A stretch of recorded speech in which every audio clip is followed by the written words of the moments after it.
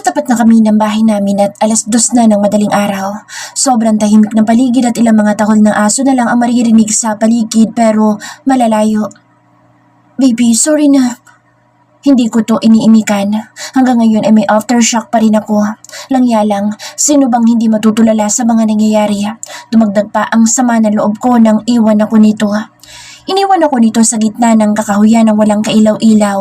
Mabuti na lang at may cellphone ako pero nalobat lang din dahil sa sobrang tagal nitong nawala. Hindi naman ako marunong magpipindot sa mamahalin niyang sasakyan kung paanong magbukas ng headlights. Sobra ang iyak ko at matinding takot at hindi ko alam kung gaano katagal na nawala si Lander. Nakayuko lang ako sa paghihintay dahil bukod sa madilim ay nakakarinig ako ng kung ano-anong alulong. Sobra pang takot ko noon nang may kumatok sa bintana ng kotse. Akala ko ay kapre na, si Lander lang pala. Kahit anong hingi na sorry at panay ang yakap nito sa akin ay hindi ko ito pinapansin. Galit at masama ang loob ko. Pinagmumura ko siya na may kasamang suntok sa dibdib habang umiiyak. Wala akong pakialam sa sorry niya. Matapos kong kumalma sa kakaiyak ay nilambing-lambing niya ako pero pinagpapalo ko lang siya sa braso. Nawala na ang sumusunod sa amin na nakabarila ni Lander. Ilang minuto kaming bumiyahe sa gitna ng dilim bago kami nakarating sa highway. Huminto pa ito sa isang 24/7 na kainan para bumili ng pagkain. Kahit paano nabawasan ang sama ng loob ko sa kinain kong shawarma hanggang sa makarating kami dito. Hinubad ko ang suot ng seatbelt. Gusto ko nang makababa at pumasok sa loob. Wait, baby. Maagap na hinawakan ni Lander ang braso ko. Pwede ba bitiwan mo ako? Mag-usap muna tayo, baby, bago bumaba. Alam kong galit ka sa akin. Hindi pwedeng galit ka sa akin at makikita ni Papa at Mama. I can explain. Masama ako siyang tiningnan. Napaisip din ako. Baka mahalata pa na magulang ko na galit ako kay Lander. Halata pa naman akong umiyak. Ilang beses niya akong pinatahan kanina pero suntok lang ang ginawa ko sa kanya. Hinawakan ni Lander ang magkabilang kamay ko, tinalikan ang likod ng palad ko. Baby, may nahon at mababa ang boses nito. Ang nangyari kanina ay hindi isang beses lang nangyari sa akin. Ang klase ng trabaho ko ay delikado. Kahit na wala ako sa serbisyo ay palagi nakasunod pa rin sa akin ang mga taong pinangga ko. Ano? Napaawang ang labi ko sa pagkabigla nang marinig ko iyon. Pasensya ka na, baby. Hindi ka kasama dito pero natakot ka ng sobra. Ito ang iniiwasan ko na mangyari na madamay ang mga taong malalapit sa akin. Ako lang dapat ang mapapahamak o masasaktan dahil ako ang kalaban nila. Pero hindi ang mga tao mahalaga sa akin. Sa pamilya ko at lalo na sa iyo, baby. You're my life. My everything. Huminto ito sa pagsalita para huminga ng malalim. Pero talagang sinasagad nila ako. Gumalaw-galaw ang panga ni Lander na mukhang nagtitimpi sa galit. Ibang mukha niya ngayon dahil dumilim at parang nakakatakot. I'm sorry, baby. I'm really sorry. Gagawin ko ang lahat para hindi na maulit ang nangyari kanina. Kinabig ako ng mahigpit ni Lander kaya napayakap na lang din ako. Ano nangyari sa mga nakamotor kanina? Hinalikan muna ako dito sa ulo bago sumagot. They already reported them to the police. Police? Bakit wala ko nakitang police o mabang na police kanina? Pagtataka ko. Baby, hindi mo talaga sila nakita dahil ako ang nagdala sa dalawa sa police station. Napaawang ang labi ko habang nakatitig sa mukha ni Lander. Ganun pala, kaya pala sobrang tagal niya akong binalikan. Bago kami bumaba ng sakyan, nalaman ko pa na kahit dito sa lugar namin ay nasusundan si Lander ng mga taong nakalaban niya. Delikado at puro panganib ang palaging kinakaharap nito, lalo pa at tungkol sa droga na ang pinag-uusapan. Kadalasan ay malaking tao na sa politika ang kanyang nakakabangga. Nakaramdam ako ng takot at awa kay Lander. Hindi ko alam na palagi nasa bingit ng kamatayan ang buhay nito kung saan man ito magpunta. Bukod pa ang panganib na trabaho nito sa Brazzaville. Lahat ay puro panganib. Papa! Oh, mga anak, mabutit nakarating kayo. Pumasok na kayo. Kahit gulat na gulat ako sa pagbukas ni Papa ng gate ay agad ako nagmano at yumakap. Madaling araw na at naghihintay si Papa sa pagdating namin ni Lander. Magandang gabi po, Papa. Niluwagan ni Papa ang gate at nagtunugan iyon ng malakas. Pagpasok ko ay lumabas naman si Papa. Sa'yo ba itong sasakyan, Lando? Opo, Papa. Sandaling napatigil si Papa at kunot noong sinuri ang sasakyan. Ay, pagkaganda naman yan. Hala, sige, ipasok mo dito yan at sa bakanteng lote mo iparke. Baka mapagtripan pa ng ibang standby. Nauna ako maglakad papasok sa loob ng bahay. Patay pa ang ilaw dito sa sala kaya binuksan ko iyon. Agad na dumapo ang mata ko sa sofa namin na may unan pa na nakatagilid. Mukhang dito natulog si Papa sa kakahintay sa amin. Naawa naman akong bigla. Napatingin ako sa itaas ng hagdan. Mukhang tulog na ang mama ko kaya si Papa na lang ang naghintay. Wala pa ang dalawa na si Lander at Papa para pumasok. Kaya nagtungo ako sa kusina. Nakita ko ang bilog na pantakip ng pagkain. May nakahandang 2 pinggan at baso. May ulam na pork chop na hiniwa sa maliit at sausawan. May ginisang pakbet. Sinilip ko ang kaserola na may nilagang buto-buto ng baboy. Ang sasarap pala ng niluto ng mama ko. Nakonsensya akong bigla. Naghintay ang magulang ko sa pagdating namin ni Lander pero dahil sa nangyari kanina, pati panghapunan namin ay nilamig na. Nag-effort ang magulang ko sa paghahanda ng pagkain pero dahil sa kaganapan na hindi ka nais-nais at pangaaway ko pa kay Lander, parang kinain ng habag ang puso ko. Narinig ko ang boses na palapit. Gusto mo bang kumain, anak? Mukhang nagising lang si Mama. Mama, agad ako lumapit para yumakap. Nagmano at tumalik kay Mama. Salubong ang kilay ni Mama. Anong nangyari sa'yo? Bakit palang tagal niyong nakauwi, anak, ha? Napakamot ako sa ulo. Mama, sorry po kung late na kami nakauwi. Hindi ko alam kung ano yung sasagot ko.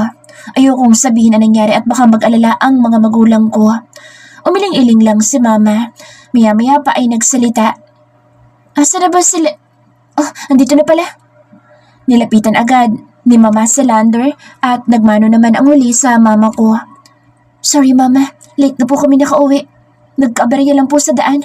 Para made sure na safe po si Tina na makakauwi. Ganun ba? O sige, bukas na lang natin yung pag-usapan. Importante, nakauwi pa rin kayo ng buo. Ganun lang? Ang akala ko'y gigisahin pa ako ni Mama sa mga katanungan. Pero nung nagsalita lang si Lander, ay yun na agad.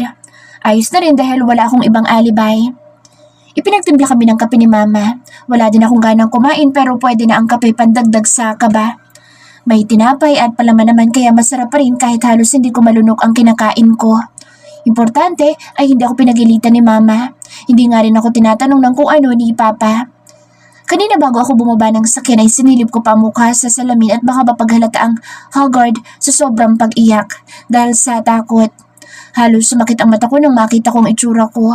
Mukha na akong bruha at pulubi. Partida, hindi naman ako nakasugod.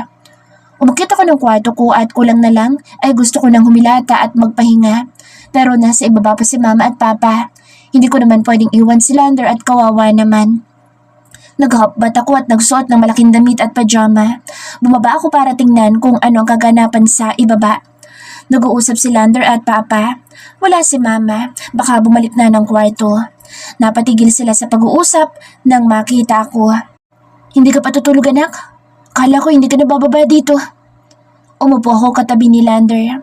Matutulog na rin po, kaso hindi pa po nakakauwi si... Napatingin ako kay Lander na nakatunghay sa akin. Dito na siya matutulog anak, para makapagpahinga na rin. Kawawa naman at mukhang pagod pa. Po? Gulat ako napatingin kay Papa at saka ako inilipat ang tingin sa katabi ko. Dito na ako matutulog. Ganun din naman. Babalik ako dito sa umaga. Sabay na itinaas pa ni Lander ang magkabilang kilay. Pero wala kang matutulugan dito. Papa! Napatingin ako kay Papa na nagtataka. Ang daming tanong nitong anak ko. Dito siya matutulog sa kinaupan yung sofa. Pasensya ka na Lando kung bitin sa iyo itong lumang sofa namin. Maglalagay na lang tayo ng upuan sa dulo para makapagpahinga pa rin ang mga binti mo. Ayos lang po ako Papa, no worries. Sanay na po ako. Sa putikan pa nga po kami natutulog kung minsan kapag inaabutan ng dilim o alanganin. Pangisi-ngisi pa si Lander. Hala sige, magpahinga ka na anak para makatulog na rin itong si Lando. Oh anak. Napabaling ang tingin namin lahat kay Mama na bumaba galing hagdan. May dala itong isang unan at kumot. Unan at kumot iyan ni Tina. Tinanggap naman ni Lander ang kumot at unan. Sa akin nga ang unan na kinuha pala ni Mama sa kwarto ko. Naghalongkay siguro si Mama sa cabinet sa kanilang kwarto kaya akala ko ay tulog na ito. Opo. Ako man tatayo na ako na magsalita si Mama. Ang ate mo, nag-usap na ba kayo? Parang tumigil ang paghinga ko. Hindi pa po, Ma. Tinawagan na namin kanina. Ang sabi niya iuwi sila dito na Tricia sa Makalawa. May kasama daw siyang kaibigan. Hindi muna daw siya papasok ng trabaho. Kilala mo ba kung sinong kaibigan yun, anak? Mabilis ako napatingin kay Papa. Diyos ko po, naramdaman ko ang kamay na humaplos sa bewang ko. Si Lander iyon. Nakita na po namin ni Tina, Papa. Lakas ng loob na sagot ni Lander. Marahas akong napatingin sa katabi ko. Masyado itong confident sa sagot porque kasamahan niya sa grupo si Dustin. Diyos ko, good luck na lang talaga sa pagdating ni Ate Tanya at Tricia na may kasamang lalaki. Walang iba kundi ang totoong tatay ng pamangkin ko. Tumango si Papa. Maigi. Nagkausap pa kaming apat bago ako hinila ni Mama na umakyat ng kwarto. 4:00 mahigit na rin ang madaling araw. Ganoon kabilis ang takbo ng oras. Magliliwanag na rin maya-maya. Nagpadala na ako ng message kay Lander bago ako matulog. Ayos ka lang ba dyan sa kinahigaan mo? Baka hindi ka komportable. I'm comfortable lying down here, baby. May kasunod pang chat ito. Paano kita makikiss, baby? Wala pa tayong goodnight kiss. Can you go down here for a second? Lander, makita tayo ng magulang ko. Please, baby. Baby. Baby. Napaikot na lang ako ng eyeballs ko. Gusto ko rin naman at nagpipigil akong umiti pero bumangon ako. Patay naman ang ilaw dito sa kwarto. Nag-type muna ako ng last message sa boyfriend kong clingy. I love you.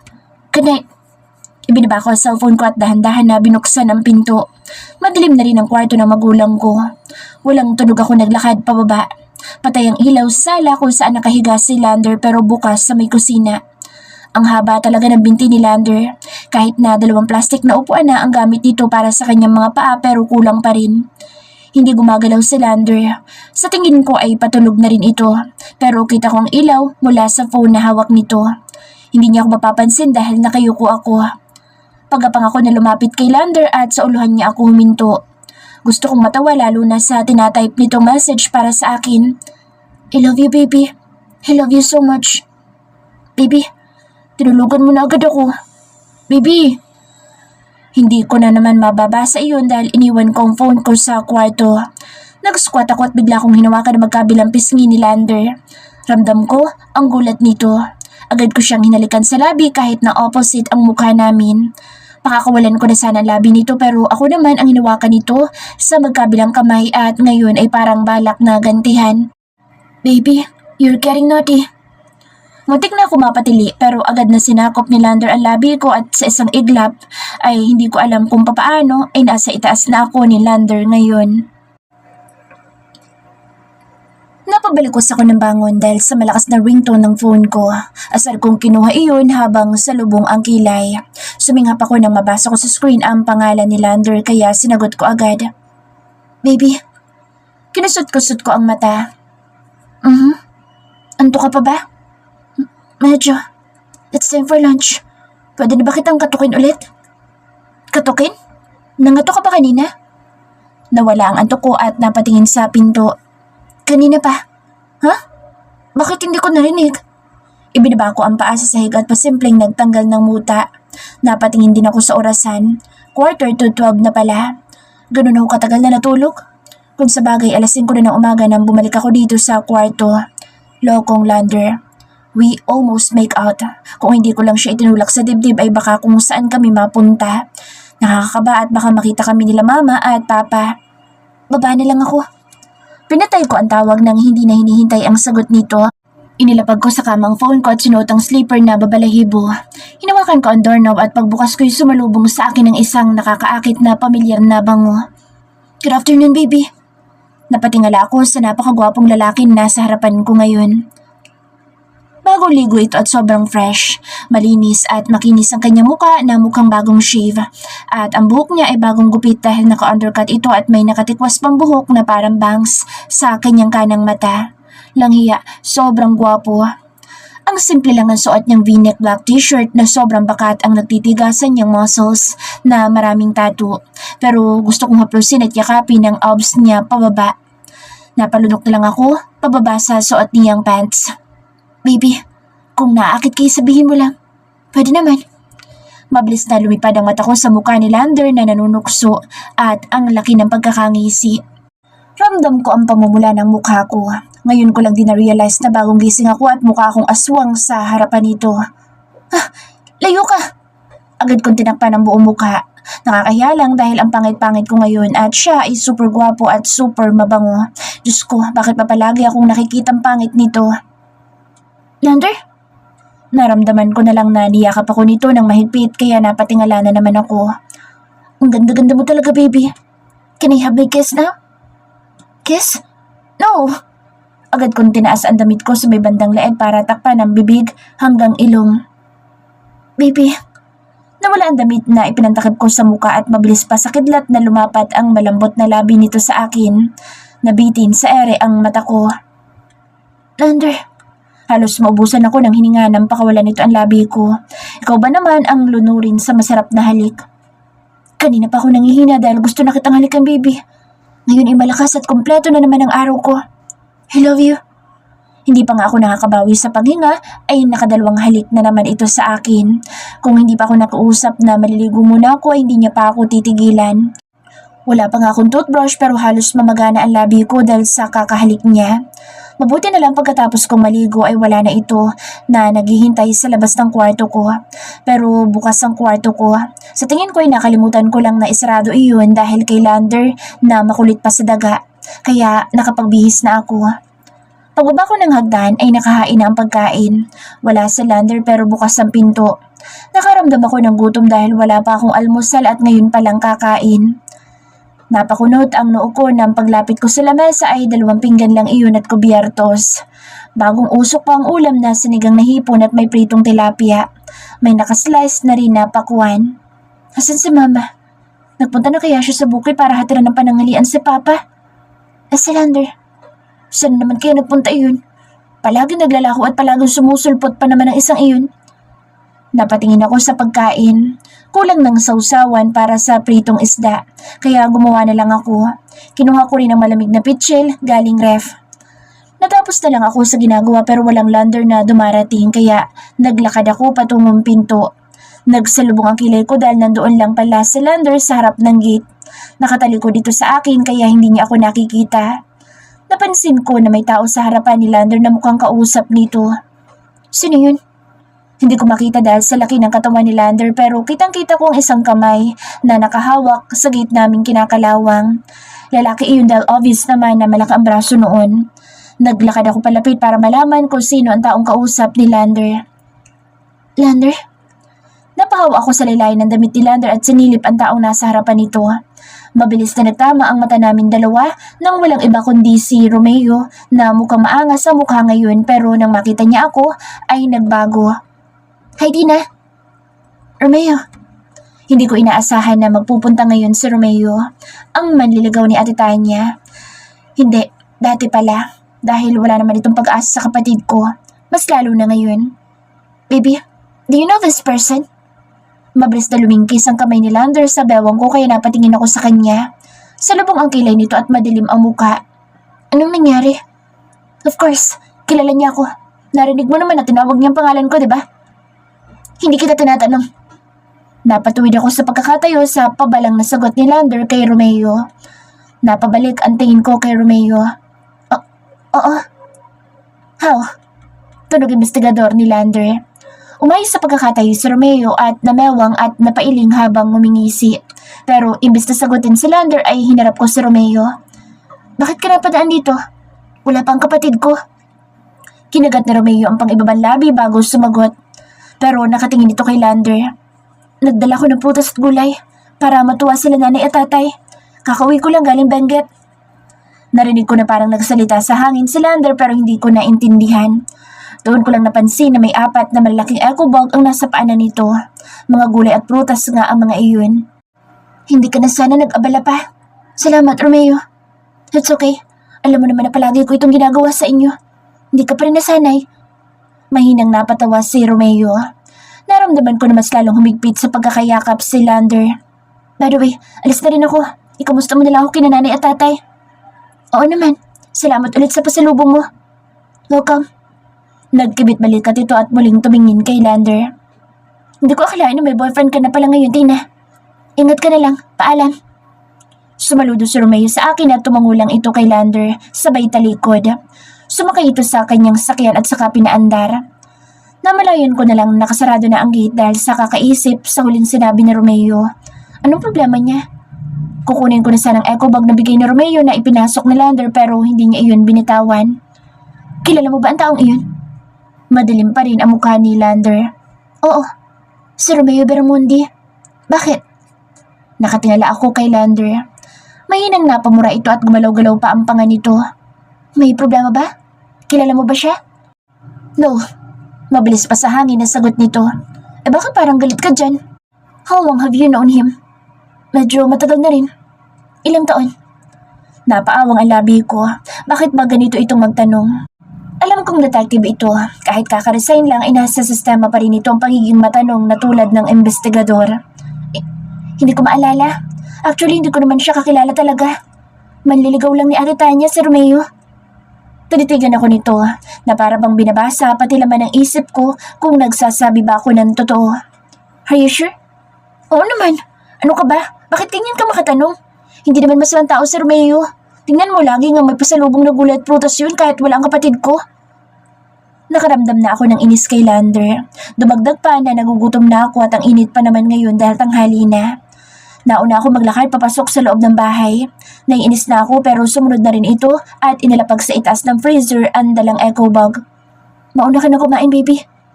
Hindi ako nagsalita pero sinamaan ko ito ng tingin habang nakatalikod ako. Nagsandok ako ng pagkain at hindi ko ito niyaya. Napatingin ako sa ginagawa ni Lander dahil inilabas nito isa-isa ang mga gulay at prutas. Chine-check nito iyon na para bang may nabubulok sa dala ni Romeo. Kumakain ako pero ito ay busy sa ginagawa. Maya-maya pa ay may tinawagan itong tao na hindi ko naririnig. Napatigil ako sa pagsubo na magsalita si Lander gamit ang ibang lengguwahe. Anong salita yun? Foreigner bang kausap nito? Bawat salita nito'y sinusuri ang mga gulay at prutas. Nakadalawang sandok na ako ng kanin pero si Lander ay hindi pa tapos sa ginagawa. Nang matapos ito sa kausap ay sakalang nito ibinalik ang gulay at prutas sa eco bag at humarap sa akin. Naupo ito katabi ko at parang walang nangyari na nagsandok ito ng pagkain. Bakit ang weird ni Lander ngayon? Uminom ako ng tubig at naglagay ng isang basong tubig sa harapan nito, saka ako nagsalita kahit na ngumunguya pa ito. Ayos ka lang ba? Napatingin si Lander sa akin. Nalulok muna ang kinain at sumagot. Yes, baby. Why? Bakit galit ka kanina? Sunundan ko ng tingin ang pag-inom nito ng tubig. Sumot na rin pala ang plato ng ganoong kabilis. I'm not mad, baby. Pero bakit ganun ka umasta kay Romeo? Dahil hindi mo siya kilala. You shouldn't talk to that stranger. Bakit hindi ka kausapin niya? Wala namang ginawang masama sa pamilya ko sa Romeo. At saka, masugid naman liligaw ni Ate Tanya ko yun. Ilang taon siyang naligaw? Napaisip tuloy akong bigla. Sa pagkakaalam ko, mga high school pa ata. Or nitong college na sa ate, I'm not sure. Basta biglang bumisita na lang si Romeo dito at nagdadala ng kung ano-ano. Nakatitig lang si Lander sa akin, parang maraming iniisip. Alam niya na rin na nagkaanak ang kapatid mo? Tumango ako. Oo, loko nga yun. Lakas ng loob magsabi na siya na lang daw ang tatay ng pamangkin ko. Ganun niya kamahal ang kapatid ko. Langya. Tumaas pa ang sulok ng bibig ni Lander. Kahit paano, napabilib ako sa kanya ha. Kahit na tinatanggihan ni Ate Tanya si Romeo, hindi nagbago ang pagkagusto niya dito. Malaki na ang pamangkin ko pero hinahabol-habol niya pa rin. Tahimik na nakatitig si Lander. Ewan ko sa taong yun. Ang tagal ng panahon na nawala. Kala nga namin ay nag-asawa na pero nung bumalik, nagbago at parang gumanda na rin ang buhay. Damn that man. Lander! Natampal ko ito sa balikat. Kung makamura naman ito sa taong pinag-uusapan namin ay para bang kilala niya. Nagligpit ako ng pinagkainan namin. Nasa bukid nga si Mama para samahan si Papa. Balak sanang sumama ni Lander pero pinigilan ni Mama dahil hindi pa raw ako gising. Kaya nagdesisyon kami pumuntang bukid. Matagal-tagal na rin pala akong hindi nakakapunta doon. So sobrang busy ko naman kasi sa school at sa trabaho. May alaga pa akong pamangkin ay wala na akong panahon kahit ang sumilip doon. Sakto naman at ilang araw na lang ibabalik na ako sa school kaya susulitin ko na ang bakasyon. Siniguradong nakalak ang pinto ng bahay bago kami umalis. Nagtungo kami sa pinagparkingan ni Lander sa kanyang Fortuner at yun daw ang gagamitin. Halos mabali pa nga ang mga leeg ng mga chismosa habang nakatingin sa amin ni Lander. May tumawag dito at nakikamusta at nakipagngitian pa. Hey Lander! Kaway ng dalawang babae na halos makita na ang dade at singit sa sobrang kaseksihan. Kinawayan din ng isa pabalik. Mukhang feel na feel din. Daming fans ah. Nagmaniobra si Lander palabas at saka nagsalita. Hindi mo kailangan magselos, baby. Kita mo naman na sa'yo lang ako. Sabay haplos pa nito sa hita ko. Buisit. Mabilis lang kami nakarating ng bukid. Sa isang puno ng mangga, inihinto ni Lander ang sasakyan niya. Kakatanggal ko lang ng seatbelt nang marinig kong may tinawagan si Lander sa kanyang phone. Hello? Deliver my order with the same order as last time. Okay. Do you have a new menu? Sige, bigyan mo ako ng 4. Thank you. Ibinaba ni Lander ang phone niya at nagkatinginan kaming dalawa. Maaga pa para kumain. Magaan na hinawakan ni Lander ang pisngi ko. Para makapag-snack sila, baby. Gusto kong bumawi sa kanila dahil ang tagal kong hindi nakabalik dito. Kaya dito muna tayo tatambay, baby. Para bukas ay masolo kita dahil aalis tayo. Saan ba tayo pupunta? Nabanggit naman niya sa akin iyon pero wala naman itong sinabi kung saan kami pupunta. Secret. Napapikit na lang ako nang bumaba ang labi ni Lander sa akin. He kissed me again like there's no tomorrow. Hindi ako gumamit ng lipstick pero sobrang pula na ng labi ko matapos dito akong halikan. Pero kasabay noon ay ang pag-iinit ng buo kong katawan. Kailangan ko lang ng maraming panangga sa katawan at baka bigla akong bumigay sa kakahalik sa akin ni Lander. Baka mabalik ko pa ipinangako ko sa magulang ko. Naunang bumaba sa sakyan si Lander at ako ay kanyang pinagbuksan. He is so sweet and gentleman talaga. Pagkababa ko sa lupa ay lumikit sa ang braso nito sa bewang ko na para bang mawawala ako sa kanyang harapan. Maaraw ngayon at sobrang init ng panahon. Maraming farmers ang nagsasaka sa iba't ibang lupain sa kahit saan ka tumingin. Dahil hindi naabot ang sakyan ni Lander kaya kailangan pa namin ang maglakad dahil maliit lang ang daan sa gitna ng palayan. Kung single na motor ay pwede pa. Sa may bandang dulo pa ang kubo namin. Kumusta, Lando? Ayos lang po, Ma'am Pedring. Kumusta din po? Sunundan ko ng tingin ang kumuway kay Lando habang nakangiti. Hindi lang isang tao iyon dahil marami sila. Kumakaway habang malaki ang pagkakangiti kay Lander. Sa tagal ko dito, hindi ko sila kilala. Pero ikaw taig pa ang tatakbong kandidato. Pagbibiro ko sa kanya, napatawa lang si Lander. Ganun talaga, baby. Dapat friendly tayo sa lahat para malakas tayo sa papa mo. Iningusan ko na lang siya at kinurot ng mahina ang tagiliran. Hewan ko sa'yo. Sa bandang dulo ang lupang pagmamayari ni Papa na minana pa sa kanyang magulang. Maliit lang iyon pero malaking tulong iyon para sa pamilya namin. Naalala ko nung bata pa ako kahit palagi nasa bukid sa Papa at may ilang tauhan para magsaka ay talagang kahit paano hindi kami hirap. Nung nagkaroon ng pagsubok sa buhay namin ay sinangla ni Papa ang kalahati ng lupa sa mayamang negosyante na si Mr. Gutierrez. Pero naisangla din ang kalahati kaya buong sakahan ay nakasangla na dito. Hanggang ngayon inuunti-unting binabayaran ni Papa ang sakahan. Mabuti na lang at napakabait ni Mr. Gutierrez dahil naiintindihan niya ang sitwasyon namin. At dito pa mismo sa bukid ay nagsasaka si Papa. Mama? Malakas kong tinawag sa mama na ngayon ay nakaupo sa isang bangkito na kahoy habang nagpapaypay. May hawag itong pocketbook na binabasa. Nasa labas lang siya ng kubo na ngayon ay maganda na. Tina, anak. Napahinto sa pagbabasa si mama at tumayo. Orlando, ba't nandito kayong dalawa? Lumapit ako kay mama at nagmano. Naiinip po si Lander, mama. Namiss niya raw na magtungo dito. Nakangiti akong napabaling kay Lander. Mama. Nagmano rin ito kay mama. Naku, kayong dalawa talaga. Nakalak ba ang bahay? Opo, mama. Sinugurado ko pong nakalak ang pinto. Mabilis na sagot ni Lander. Mabuti naman. Salamat sa iyo, iho. Masarap ang simoy ng hangin dahil malamig iyon kaya nakaka-relax sa pakiramdam. Nagkakwentuhan kaming tatlo ng konti. Anak, kumusta ang ate Tanya mo at ang pamangkin mo? Natawagan mo na ba? Ayos lang po sila, mama. Hindi po ba kayo nagkausap? Sa text lang kami nagkausap ng ate mo. Sabi niya hindi raw siya makatawag. Baka sira ang cellphone niya.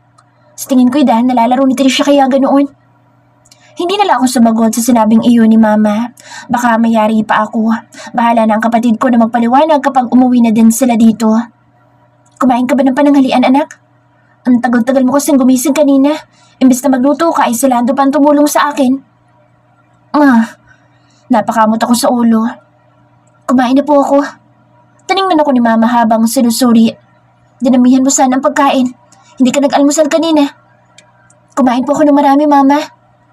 Masasarmunan pa ata ako ng mama ko. Ang anak ko, ang payat-payat pa rin. Hindi naman siya ganyan dati. Simula lang na magtrabaho siya sa fast food chain ay napabayaan ang sarili. Halos hindi pa natutulog kuminsan kaya madalas kumapagalitan.